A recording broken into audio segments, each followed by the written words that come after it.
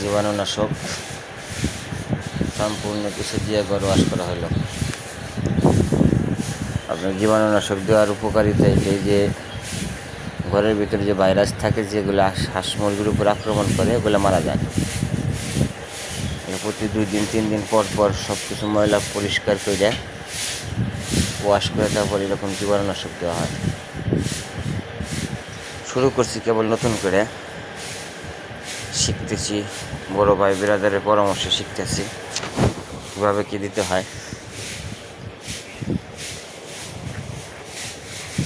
উপরে থাকে, উপরে হাঁস, উপরে হলো মুরগি, নিচে ওই যে খাটের নিচে হলো রাজা হাঁস, চীন হাঁস, আর এই পাশে হাঁস হলো, এই পাশে হলো বাচ্চা থাকে 0 সাইজের বোর্ডিংয়ের জন্য।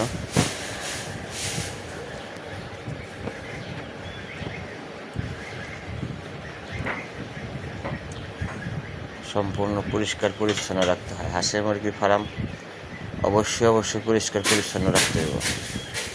পরিচ্ছন্ন না রাখলে পরেই